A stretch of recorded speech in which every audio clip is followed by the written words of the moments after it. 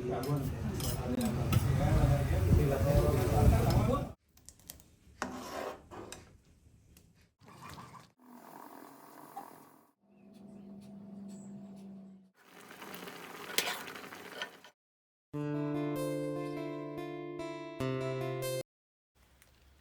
ಎಲ್ಲರಿಗೂ, welcome back to my YouTube channel.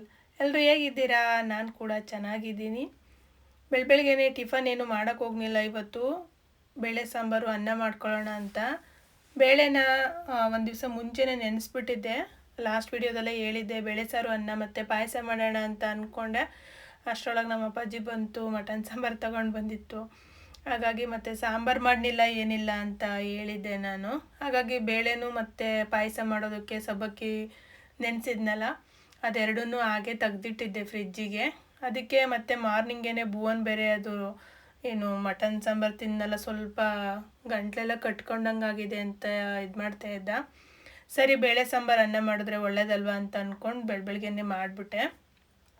ಆದರೆ ಬೆಳಗ್ಗೆನೇ ಪಾಯಸ ಮಾಡೋದಕ್ಕೆ ಟೈಮ್ ಆಗಲಿಲ್ಲ. ಎದ್ದಿದ್ದು ಕೂಡ ನಿಧಾನ ಆಗಿರೋದ್ರಿಂದ ಅವ್ನು ಸ್ಕೂಲ್ಗೆ ಹೋಗೋ ಅಷ್ಟರೊಳಗೆ ಪಾಯಸ ಮಾಡೋಕ್ಕಾಗಲಿಲ್ಲ. ಹಾಗಾಗಿ ಬೇಳೆ ಸಾರು ಅನ್ನ ಮಾಡಿಕೊಟ್ಟೆ. ಹಾಲು ಕೂಡ ಕಾಯೋದಕ್ಕೆ ಅಂತ ಇಟ್ಟೆ. ನೋಡೋಣ ಬೇಗ ಆದರೆ ಮಾಡೋಣ ಅಂತ. ಟೈಮು ಬೇಗ ಬೇಗ ಆಗಿದ್ದೇ ಗೊತ್ತಾಗಲಿಲ್ಲ. ಸರಿ ಮತ್ತೇನೋ ಅವನ ಕಡೆ ಸ್ಕೂಲಿಗೆ ಹೋದ್ಮೇಲೆ ಏನು ಪಾಯಸ ಮಾಡೋದು ಅಂತ ಅಂದ್ಕೊಂಡು ಸುಮ್ಮನಾದೆ. ಏನಂದರೆ ಬೇಳೆ ಬೇಯಿಸಿ ಅದು ತಣ್ಣಗಾದ್ಮೇಲೆ ಮತ್ತೆ ಅದನ್ನು ರುಬ್ಬಿ, ಅಂದರೆ ಕೈಯಲ್ಲಿ ಕಿವುಚಿ ಹಾಗೆ ಮಾಡಿದ್ರೂ ಮಾಡ್ಬೋದು. ಅದು ಸಾಂಬಾರು ಜಾಸ್ತಿ ಆಗೋಲ್ಲ, ಸ್ವಲ್ಪ ಆಗುತ್ತೆ. ಸ್ವಲ್ಪ ರುಬ್ಬಿ ಮಾಡೋದ್ರಿಂದ ಏನಂದರೆ ಸಾಂಬಾರು ಕ್ವಾಂಟಿಟಿನೂ ಜಾಸ್ತಿ ಆಗುತ್ತೆ. ಒಂದು 2 ಹೊತ್ತಿಗೆ ಆಗುತ್ತಲ್ವ ಅಂತ ಅಂದ್ಕೊಂಡು ರುಬ್ಬೋಣ ಅಂತ ಅಂದ್ಕೊಂಡೆ. ಅದು ತಣ್ಣಗಾಗಿ ರುಬ್ಬಿ ಎಲ್ಲ ಮಾಡೋ ಅಷ್ಟರೊಳಗೆ ಟೈಮೇ ಆಯಿತು. ಹಾಗಾಗಿ ಪಾಯಸ ಮಾಡೋದಕ್ಕಾಗಲಿಲ್ಲ. ಹರಿಗೆ ಕಾಫಿ ಮಾಡಿಕೊಟ್ಟೆ. ಅವ್ರು ಕಾಫಿ ಕುಡಿದು ಮಾಮೂಲಿಯಾಗಿ ಅವ್ರ ಅಳ್ತಗವರು ಸಿಟಿಗೆ ಹೋದರು. ಹಾಗೆ ಭುವನು ಸ್ವಲ್ಪ ಕಾಫಿ ಕುಡಿದು ಅವನಳ್ತಗೆ ಅವ್ನು ಸ್ಕೂಲಿಗೆ ಅಂತ ಹೊರಡ್ತಾ ಇದ್ದ. ರೈಸ್ ಫಸ್ಟು ನಾನು ಬೇಳೆ ಎಲ್ಲ ಬೇಯಿಸಿ ತೆಗೆದಿಟ್ಕೊಂಡು ಆಮೇಲೆ ಮತ್ತೆ ಅದೇ ಕುಕ್ಕರಲ್ಲಿ ರೈಸ್ ಮಾಡಿಕೊಂಡೆ. ಒಂದು 5 ಲೀಟ್ರದ್ದು ಕುಕ್ಕರ್ ತೊಗೊಬೇಕು. 5 ಲೀಟ್ರದ್ದು ಇಲ್ಲಾಂದರೆ 3 ಲೀಟ್ರದ್ದು. ಏಕೆಂದರೆ ಸಾಂಬಾರು ಮತ್ತು ಅನ್ನ ಒಟ್ಟಿಗೆ ಮಾಡ್ಕೊಳ್ಳೋದಕ್ಕೆ. ಸಾಂಬಾರು ಅಂದರೆ ದೊಡ್ಡ ಕುಕ್ಕರ್ ಇದೆ, ಅದರಲ್ಲಿ ತುಂಬ ಸಾಂಬಾರಾದರೆ ಮಾಡ್ಬೋದು. ಅಂದರೆ ತರಕಾರಿ ಸಾಂಬಾರು ಅಥವಾ ಏನಾದರೂ ಬೇರೆ ಥರದ್ದು ಏನಾದ್ರು ಸಾಂಬಾರು ಜಾಸ್ತಿ ಏನಾದ್ರೂ ಇದ್ದರೆ ಮಾಡ್ಬೋದು ದೊಡ್ಡ ಕುಕ್ಕರಲ್ಲೇ, 10 ಲೀಟ್ರ್ ಕುಕ್ಕರಲ್ಲಿ. ಈ ಬೇಳೆ ಸಾಂಬಾರೆಲ್ಲ ಮಾಡೋದಕ್ಕೆ ಹಿಂಸೆ ಆಗುತ್ತೆ. ಹಾಗಾಗಿ ಅಂದರೆ ಬೇಯಿಸೋದಕ್ಕೆ ಸ್ವಲ್ಪ ಬೇಳೆ ಬೇಯಿಸೋದಲ್ವ, ಮತ್ತು ಅಷ್ಟು ದೊಡ್ಡ ಕುಕ್ಕರ್ಗೆ ಹಾಕಿ ಬೇಳೆ ಏನು ಬೇಯಿಸೋದು ಅಂತ ಅಂದ್ಕೊಂಡು ಅನ್ನದ ಕುಕ್ಕರ್ಗೆ ಹಾಕಿ ಬೇಯಿಸಿ ಅದನ್ನು ತೆಗ್ದಿಟ್ಟು ಮತ್ತು ಅದರಲ್ಲೇ ಅನ್ನ ಮಾಡಿಕೊಂಡು ಎಲ್ಲ ಮಾಡ್ಕೊಂಡು ಟೈಮ್ ಆಯಿತು. ಹಾಗಾಗಿ ಭುವನು ನನಗೆ ಸ್ಕೂಲಿಗೆ ಕಳಿಸ್ದೆ. ಬೇಳೆ ಸಾರು ಅನ್ನ ಮಾಡಿಕೊಟ್ಟು ಪಾಯಸ ಅಂತ ಏನು ಮಾಡೋಕ್ಕೆ ಹೋಗ್ನಿಲ್ವಲ್ಲ, ಸರಿ ಸಂಜೆ ಬಂದಾಗ ಮಾಡ್ಕೊಂಡ್ರಾಗುತ್ತೆ ಅಂತ. ಹಾಗೆಯೇ ನಾನು ಕೂಡ ಒಂಚೂರು ಬ್ಯಾಂಕಿಗೆ ಹೋಗಬೇಕಿತ್ತು. ಇಲ್ಲಿ ನಮಗೆ ಹತ್ರದಲ್ಲಿ ಯೂನಿಯನ್ ಬ್ಯಾಂಕ್ ಇದೆ. ಮುಂಚೆ ಅದು ಕಾರ್ಪೊರೇಷನ್ ಬ್ಯಾಂಕ್ ಆಗಿತ್ತು, ಇವಾಗ ಅದು ಯೂನಿಯನ್ ಬ್ಯಾಂಕ್ ಆಗಿದೆ. ಅಲ್ಲಿಗೆ ಹೋಗಬೇಕಿತ್ತು. ಹಾಗಾಗಿ ಅಲ್ಲಿಗೆ ಹೋಗಿ ಬಂದ ಮೇಲೆ ನಾನು ವಾಷಿಂಗ್ ಮಿಷಿನಿಗೆ ಬಟ್ಟೆ ಹಾಕಿದ್ದೆ. ಹಾಗಾಗಿ ಬಟ್ಟೆ ಒಣಗ್ತಾ ಇದ್ದೆ. ಇನ್ನೊಂದೇನು ಖುಷಿ ವಿಚಾರ ಅಂದರೆ ಬಿಸಿಲು ಬಂದುಬಿಟ್ಟಿತ್ತು ಇವತ್ತು. ಹಂಗಾಗಿ ನೋಡಿ ಡ್ಯಾನಿ ಹೊರಗಡೆ ಹೋಗಿ ಮಲಗಿದ್ದಾನೆ. ಇಷ್ಟು ಬಿಸಿಲು ನೋಡಿ ತುಂಬ ದಿವಸ ಆಗಿತ್ತು ಮಾತ್ರ. ನಿಜ ಹೇಳಬೇಕು ಅಂದರೆ ಇಷ್ಟೊಂದು ಬಿಸಿಲು ಬಂದಿರಲಿಲ್ಲ. ಇವತ್ತೇ ಫಸ್ಟು, ತುಂಬ ದಿವಸ ಆದಮೇಲೆ ಇಷ್ಟೊಂದು ಬಿಸಿಲು ಬಂದಿತ್ತು. ಒಂಥರ ಹೊರಗಡೆ ಅಂದರೆ ಮುಖ ಹೊರಗಡೆ ಅಂದರೆ ಮನೆಯೊಳಗಿಂದ ಆಚೆ ಬಂದು ನೋಡುವಾಗ ಒಂಥರ ಮೈಗೆ ನೊಚ್ಚಗಾಗೋ ಆ ಥರ ಅನ್ನಿಸ್ತಾ ಇತ್ತು. ಅದಕ್ಕೆ ಡ್ಯಾನಿ ತುಂಬ ದಿವಸದಿಂದ ಕಾಯ್ತಾ ಇದ್ದ ಅನಿಸುತ್ತೆ. ಸುಮ್ಮನೆ ಆರಾಮಾಗಿ ಬಿಸಿಲಲ್ಲಿ ಮಲ್ಕೊಬಿಟ್ಟ. ನಾನು ಬಟ್ಟೆ ಎಲ್ಲ ಒಣ ಹಾಕಿ ಆದ್ರೂ ಕೂಡ ಅವನು ಎದ್ದು ಒಳಗಡೆನೇ ಬರಲಿಲ್ಲ. ಚೆನ್ನಾಗಿ ಬಿಸಿಲು ಕಾಯಿಸ್ತು ಮಾತ್ರ ಡ್ಯಾನಿ ಇವತ್ತು. ನಾನು ಬ್ಯಾಂಕಿಗೆ ಹೋಗಿ ಸುಮಾರು ತಲ್ಲೇ ಟೈಮ್ ಕಳೆದೋಯ್ತು. ಬ್ಯಾಂಕಿಗೆ ಹೋದ್ರೆ ಇನ್ನೇನು ಗೊತ್ತಲ್ಲ, ಅದು ಇದು ಅಂದ್ಕೊಂಡು ನಂದೇನೋ ಅಕೌಂಟ್ ಬೇರೆ ಫ್ರೀಸ್ ಆಗಿದೆ ಅಂತ ಅಂದರು. ಹಂಗಂದರೆ ಏನಾಗಿದೆ ಅಂತ ನನಗೆ ಗೊತ್ತಾಗಲಿಲ್ಲ. ಸುಮಾರು ಹೊತ್ತು ಟೈಮ್ ತಗೋತು. ಅಲ್ಲೊಂದು ಸ್ವಲ್ಪ ಏನೋ ಕೆಲಸ ಇತ್ತು, ಅದನ್ನೆಲ್ಲ ಮುಗಿಸ್ಕೊಂಡು ಮನೆಗೆ ಬಂದು ಇವಾಗ ಬಟ್ಟೆ ಒಣಗ್ತಾ ಇದ್ದೀನಲ್ವ, ಬಟ್ಟೆ ಎಲ್ಲ ಒಣಗಿ ಅಂದರೆ ಫಸ್ಟು ಮುಂಚೆ ಸ್ವಲ್ಪ ಬೆಡ್ಶೀಟ್ ಎಲ್ಲ ತೊಳೆದಾಕಿದ್ದೆ. ಅದು ಆಲ್ರೆಡಿ ಒಣಗಿತ್ತು. ಅದನ್ನು ತೆಗೆದು ಒಳಗಡೆ ಹಾಕಿ ಮೇಯ್ನ್ ಬೇಕಾದವೆಲ್ಲನೂ ಸ್ವಲ್ಪ ಬಿಸಿಲಿಗೆ ಹಾಕ್ತೆ. ಭುವನನ ಬನೀನ್ ಆಗಿರ್ಬೋದು, ಏನಾದ್ರೂ ಟೀ ಶರ್ಟು ಆ ಥರದವೆಲ್ಲನೂ ಬಿಸಿಲಿಗೆ ಹಾಕ್ತೆ. ಇನ್ನೊಂದಿಷ್ಟೆಲ್ಲ ಮಾಮೂಲಿ ನೆರಳಿಗೆ ಹಾಕ್ತೆ. ಇನ್ನೇನು ಆಲ್ರೆಡಿ ಟೈಮ್ ಆಯಿತು, ಭುವನ್ ಬರೋ ಟೈಮ್ ಕೂಡ ಆಯಿತು. ಹಾಗಾಗಿ ಪಾಯಸ ಮಾಡೋಣ ಅಂತ ಅಂದ್ಕೊಂಡು ಪಾಯಸ ಮಾಡೋದಕ್ಕೆ ರೆಡಿ ಮಾಡ್ತಾಯಿದ್ದೆ. ಅಂದರೆ ಅದು ಏನಿದೆ, ನಂದು ಬಾಣಲಿ ಏನಿದೆ ಅದರಲ್ಲಿ ಕೆಲವೊಂದೊಂದು ಟೈಮ್ ಖಾರದ ಐಟಮ್ ಎಲ್ಲ ಮಾಡಿರ್ತೀನಲ್ವ, ಹಾಗಾಗಿ ಅದು ಸ್ವಲ್ಪ ಖಾರದ ಅಂಶ ಇದ್ದೇ ಇರುತ್ತೆ ನಾವು ತೊಳೆದಿಟ್ಟಿದ್ರು. ಅದಕ್ಕೆ ಸ್ವಲ್ಪ ಬಿಸಿನೀರನ್ನ ಫಸ್ಟು ಅದ್ರಲ್ಲಿ ಕಾಯಿಸ್ಬಿಟ್ಟು ಚೆಲ್ಲಿ ಆಮೇಲೆ ನಾನು ಬಾಣಲಿನ ಮತ್ತೆ ಯೂಸ್ ಮಾಡಿದೆ. ಅಂದರೆ ಒಂದೊಂದು ಟೈಮ್ ಪುಳಿಯೋಗರೆ ಅದೆಲ್ಲ ಮಾಡಿರ್ತೀನಲ್ವ, ಸ್ವಲ್ಪ ಖಾರದಂಶ ಇರುತ್ತೆ, ತೊಳೆದಿಟ್ಟಿರ್ತೀವಿ ಆದ್ರೂ ಸ್ವಲ್ಪ ಖಾರದಂಶ ಇರುತ್ತೆ ಅಂತ ಸ್ವಲ್ಪ ಹಂಗಿದ್ದಾಗ ಏನಂದರೆ ಸ್ವಲ್ಪ ಬಿಸಿನೀರು ಕಾಯಿಸಿ ಚೆಲ್ಲೋದ್ರಿಂದ ಸ್ವಲ್ಪ ಅದರಲ್ಲಿ ಏನಾದ್ರೂ ಅದೇ ಬೇರೆ ಫ್ಲೇವರಿಂದ ಏನಾದ್ರು ಇದ್ದಾಗ ಹೋಗುತ್ತೆ. ಇಲ್ಲಾಂದರೆ ಸ್ವೀಟ್ ಆ ಥರದ್ದು ನಾವು ಸಿಹಿ ಏನಾದ್ರು ಮಾಡಿದ್ರೆ ಅದಕ್ಕೂ ಸ್ವಲ್ಪ ಈ ಹಳೆ ಅಡುಗೆದು ಏನಾದ್ರೂ ಸ್ಮೆಲ್ಲು ಏನಾದ್ರು ಇದ್ದರೆ ಫ್ಲೇವರ್ ಅದಕ್ಕೂ ಘಮ ಅದಕ್ಕೂ ಬಂದ್ಬಿಡುತ್ತೆ. ಹಾಗಾಗಿ ಸ್ವಲ್ಪ ಬಿಸಿನೀರು ಕಾಯಿಸಿ ಚೆಲ್ಲೋದ್ರಿಂದ ಅದೆಲ್ಲ ಸ್ವಲ್ಪ ಕಮ್ಮಿ ಆಗುತ್ತೆ ಮತ್ತು ಇರೋದಿಲ್ಲ ಅಂತ ನನ್ನ ಒಂದು ಅಭಿಪ್ರಾಯ, ಅನಿಸಿಕೆ. ಯಾವಾಗ್ಲೂ ನಾನು ಹಂಗೆ ಮಾಡ್ತೀನಿ. ಸಿಹಿ ಏನಾದ್ರು ಮಾಡುವಾಗ ಖಾರದ ಪಾತ್ರೆಯಲ್ಲೇ ಮಾಡುವಾಗ ಬಿಸಿನೀರು ಕಾಯಿಸಿ ಚೆಲ್ತೀನಿ. ಹೇಳಿದ್ನಲ್ಲ, ಸಬ್ಬಕ್ಕಿನ ಆಲ್ರೆಡಿ ಭೀಮ್ನ ಅಮಾವಾಸ್ಯೆ ದಿವಸಲೇ ಮಾಡಬೇಕು ಅಂತ ನೆನೆ ಹಾಕಿದ್ದೆ, ಅವ್ರಿಗೆ ಮಾಡಿಕೊಡ್ಬೇಕು ಅಂತ. ಅವತ್ತು ಮಾಡೋಕ್ಕಾಗಲಿಲ್ಲ ಅಂತ ಮತ್ತೆ ತೆಗೆದು ಫ್ರಿಜ್ಜಿಗೆ ಇಟ್ಟಿದ್ದೆ. ಇನ್ನಿವತ್ತು ಬೆಳಗ್ಗೆ ಮಾಡೋಣ ಅಂದ್ಕೊಂಡೆ, ಬೇಳೆ ಸಾರು ಜೊತೆ ಆವಾಗ್ಲೂ ಮಾಡೋಕ್ಕಾಗಲಿಲ್ಲ. ಸರಿ ಸಂಜೆ ಮಾಡೋಣ, ಏನಕ್ಕೆ ಅಂದರೆ ಊಟಕ್ಕೆ ಟೈಮಿಗೋ ಇಲ್ಲಾಂದರೆ ಸ್ನ್ಯಾಕ್ಸ್ ಟೈಮಿಗೋ ಆಗುತ್ತೆ ಅಂತ ಅಂದ್ಕೊಂಡು ಮಾಡಿದೆ. ಏನಂದರೆ ಪಾಯಸ ಮಾಡೋದೆಲ್ಲ ನನಗೇನು ಜಾಸ್ತಿ ಟೈಮ್ ಹಿಡಿಯಲ್ಲ, ಪಟ ಅಂತ ಮಾಡ್ತೀನಿ, ಸಖತ್ ಬೇಗ ಮಾಡ್ತೀನಿ. ಅರಿನೂ ಆಶ್ಚರ್ಯ ಪಡ್ತಾರೆ ತುಂಬ ಸಲ.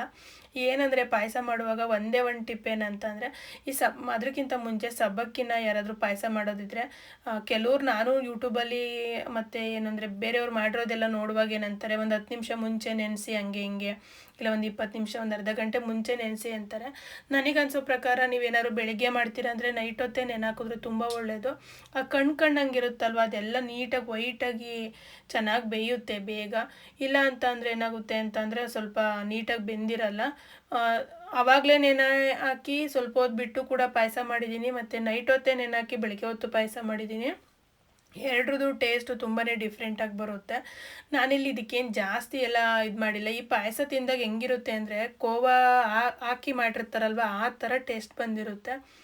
ನಾನು ಕೋವಾ ಎಲ್ಲ ಏನು ಹಾಕಿರಲ್ಲ, ಬಾದಾಮ್ ಪೌಡ್ರ್ ಬರುತ್ತಲ್ಲ MTRದು, ಅದನ್ನು ಮಾತ್ರ ಒಂದು 4-5 ಸ್ಪೂನ್ ಆ್ಯಡ್ ಮಾಡ್ತೀನಿ. ಕಲ್ಲರಿಗೆ ಅರಿಶಿನ ಪುಡಿ ಹಾಕ್ತೀನಿ ಸ್ವಲ್ಪ. ನಿಜವಾಗ್ಲೂ ತುಂಬಾ ಚೆನ್ನಾಗಿ ಬಂದಿರುತ್ತೆ. ನನಗಂತೂ ಈ ಪಾಯಸ ಕಂಡ್ರೆ ತುಂಬಾ ಇಷ್ಟ. ಇದಕ್ಕೆ ಖರ್ಜೂರ ಎಲ್ಲ ಹಾಕಿ ಇನ್ನೂ ಸಖತ್ ರಿಚ್ಚಾಗಿ ಮಾಡ್ತಾರೆ. ಅದನ್ನು ಕೂಡ ಮದುವೆ ಮನೇಲಿ ತಿಂದಿರ್ತೀನಲ್ವ, ಹಾಗಾಗಿ ಹೇಳ್ತಾ ಇದ್ದೀನಿ ಅಷ್ಟೇ. ನಾನು ಯಾವತ್ತೂ ಖರ್ಜೂರ ಎಲ್ಲ ಹಾಕಿ ಮಾಡಿಲ್ಲ. ಸಖತ್ತು ಗಟ್ಟಿಯಾಗಿ ಮಾತ್ರ ಮದುವೆ ಮನೇಲಿ ಹೇಗಿರುತ್ತೆ ಹಾಗೇ ಬರುತ್ತೆ. ಏನಿಲ್ಲ, ನಾನು ಸ್ವಲ್ಪ ಎಣ್ಣೆ ಮತ್ತು ತುಪ್ಪ ಎರಡೂ ಮಿಕ್ಸಲ್ಲಿ ಹಾಕೋತೀನಿ. ಕೆಲವು ಟೈಮ್ ತುಪ್ಪ ಇಲ್ಲಾಂದರೆ ಬರೀ ಎಣ್ಣೆನಲ್ಲೇ ಮಾಡ್ಕೋತೀನಿ. ಅದೇ ಹೇಳ್ದಂಗೆ ಸಬ್ಬಕ್ಕಿ ಚೆನ್ನಾಗಿ ನೆಂದಿರಬೇಕು.